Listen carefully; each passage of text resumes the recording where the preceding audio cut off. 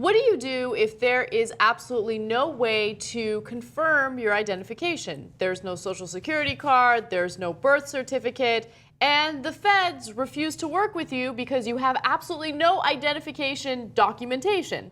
Well, that's what Alecia Pennington is dealing with right now. She's an 18-year-old from Texas. She claims she was born in the United States. However, she was born in her parents' home. While she claims that she was born on November 26, 1995, there is no actual proof of her age or identity when it comes to the United States government. So let me give you the backstory on this. Apparently, she was born to two extremely Christian parents, and they had her in the comfort of their own home with a midwife. Now, she claims, and it seems to be confirmed, that her parents did not file for a birth certificate or a social security number after she was born in their home. So as a result, the government doesn't have any documentation on her. They don't even recognize that she exists. So she actually left the custody of her parents with the help of her grandparents. I don't know why that's the case. At this very point, that information has not been disclosed, but it seems as though she's estranged from her parents, and she claims that even though she's asked them for help in order to confirm her identity, they have refused to do so. Here's some more according to the Christian Science Monitor. Ms. Pennington, who says she's now 19, has launched a campaign via YouTube and Facebook called Help Me Prove It. In the video, she explains her strange circumstance. She was born at home, after which her parents neglected to file for a birth certificate or social security number. She was homeschooled and therefore no school records. In fact, she has never been to a hospital and is without medical records. Furthermore, she says that her parents have been refusing to help her. So this story sounds like it could be plausible, and I'm inclined to believe her side of the story. But how do you live 19 years and never go to a hospital? That's kind of impressive. Yeah. And unbelievable, if you ask me. You know what her real name is, right? Marta Rodriguez. I am Alecia Pennington. I have no records. I just happen to be in Texas, right next to Mexico. Trust me. No, I'm playing, of course. Yeah, look. Now, she claims that her parents are refusing to help her, and I love it. She, of course, solicited help from people online, and this became one of the more popular stories on Reddit. And then, of course, you have these masterminds who start investigating her life, and they find out that her mom is actually a Christian blogger.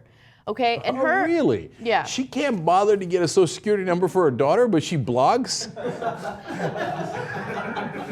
I know, it's kind of amazing. In fact, let's go ahead and fast forward to a piece of her mother's blog. She says the following. To our knowledge, there was a birth certificate filed. The midwives told us you have to file a birth certificate, and as far as we know, there was one filed. We do not know what information was put on it, and we do not have any copies of that. Because you didn't file a birth certificate, lady. We are unaware of what was filed when she was born, but we have no interest in holding anything back from her, and we know you can get a delayed birth certificate, which would be a great option for her. We want every opportunity for her. We have offered over and over to help her, and she has not responded or accepted that help. Not buying it, and she has attempted to get a delayed birth certificate. In fact, let's go to graphic number 3. Pennington says she received a certified letter from the Texas Department of State Health Services dated October 1st, 2014. It's actually posted online. I took a look at it. And it informed her that after a thorough search, no record of her birth could be found. The TCSHS informed her that she should apply for a delayed birth certificate. However, she's not allowed before a judge. She needs to go before a judge in order to do that, unless she has 3 documents verifying her age and citizenship, which of course she does not have. Disaster. Well, that seems to be kind of a catch-22. All right, we're going to verify you and finally give you documents as soon as you show me 3 documents verifying you. Okay, wait, how do I win that challenge? So this is a bit of a disaster. You know that things have gone awry when the mom's like, well, I thought the midwife handled the birth certificate. Yeah, that's not what midwives do. That's a ridiculous proposition. We don't have copies of it, and we don't know what was put on it. Here's the thing. Usually when you're a parent, you know what's placed on a birth certificate. Like, I don't know your kid's name. I'm just thankful they didn't misplace her.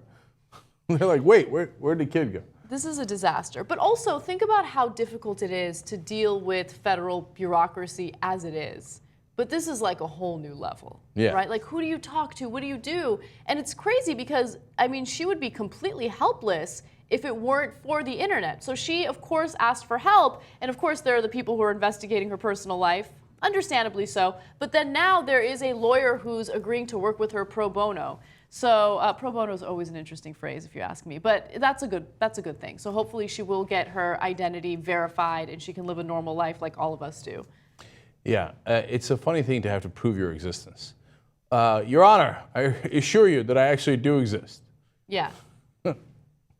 Yeah, if you say so, but unless you bring in 3 documents, I'm not really buying it.